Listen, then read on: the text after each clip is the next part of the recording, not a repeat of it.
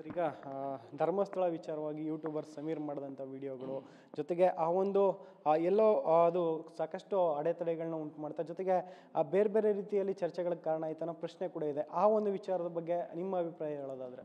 ಧರ್ಮಸ್ಥಳದಲ್ಲಿ ಸೌಜನ್ಯ ಪರ ಹೋರಾಟ ಸುಮಾರು 10, 16, 18 ವರ್ಷಗಳಿಂದ ನಡೀತಾ ಇದೆ. ಅದು ಈಗ ಸಮೀರ್ನ ಒಂದು ವಿಡಿಯೋ ಬಂದ ನಂತರ ಅಲ್ಲ, ಧರ್ಮಸ್ಥಳದ ಚರ್ಚೆಗಳು ಆರಂಭ ಆದದ್ದು.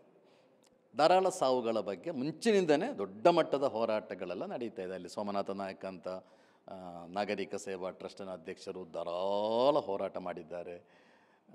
ತಿಮರೋಡಿಯವರು ಹಲವು ವರ್ಷಗಳಿಂದ ಹೋರಾಟ ಮಾಡ್ತಾ ಇದ್ದಾರೆ. ಅದರಿಂದ ಸಮೀರ್ನ ವಿಡಿಯೋದೊಂದಿಗೆ ಆರಂಭ ಆದದ್ದು ಅಲ್ಲ, ಧರ್ಮಸ್ಥಳದ ಏನು ಇವತ್ತಿನ ಇಶ್ಯೂಸ್ ನಡೀತಾ ಇದೆ. ಆ ಹೋರಾಟಗಳಿಗೆ ಪೂರಕವಾಗಿ ಆತ ಒಂದು ವಿಡಿಯೋ ಮಾಡಿದ್ದಾನೆ. ಅದು ಸರಿಯಾ ತಪ್ಪ, ಅದರಲ್ಲಿ ಸತ್ಯಾಂಶ ಇದೆಯಾ, ಅಲ್ಲದು ಸುಳ್ಳ, ಅದು SIT ತನಿಖೆ ಮಾಡುತ್ತಾ ಇದೆ.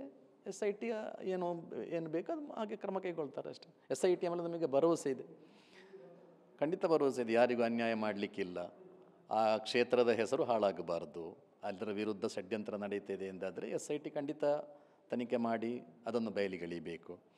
ಅಲ್ಲಲ್ಲಿ ಏನಾದರೂ ಕೆಲವು ವ್ಯಕ್ತಿಗಳಿಂದ ಒಂದು ಕ್ಷೇತ್ರ ಖಂಡಿತ ಇದಲ್ಲ, ಒಂದು ಕ್ಷೇತ್ರ ಎಂಬುದು ಪವಿತ್ರವಾದ ಸ್ಥಳ.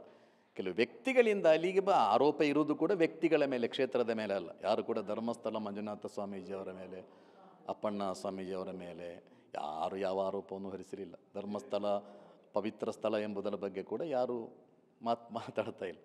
ಯಾರಾದರೂ ವ್ಯಕ್ತಿಗಳಿಂದ ಏನಾದರೂ ತಪ್ಪಾಗಿದ್ದರೆ ಶಿಕ್ಷೆ ಆಗಬೇಕಷ್ಟೇ.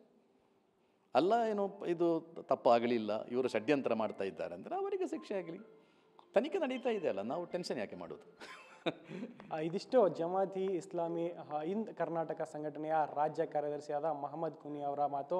ಒಟ್ಟಿನಲ್ಲಿ ಯಾವುದೇ ಒಂದು ಧರ್ಮವನ್ನು ಅಥವಾ ಯಾವುದೇ ಒಂದು ಧಾರ್ಮಿಕ ಸ್ಥಳವನ್ನು ಆಚರಣೆಗೆ ವಿರುದ್ಧವಾಗಿ ಯಾವುದೇ ರೀತಿಯ ಒಂದು ಚರ್ಚೆಗಳು ನಡೀಬಾರ್ದು. ಜೊತೆಗೆ ಆ ಒಂದು ದಸರಾ ಉದ್ಘಾಟನೆ ಏನಿದೆ ಇದು ಕೂಡ ರಾಜಕೀಯ ಪ್ರೇರಿತವಾಗಿ ನಡೀತಾ ಇರತಕ್ಕಂಥ ಚರ್ಚೆ ಅನ್ನೋ ಮಾತನ್ನು ಅವರು ಹೇಳ್ತಾ ಇರುವಂಥದ್ದು.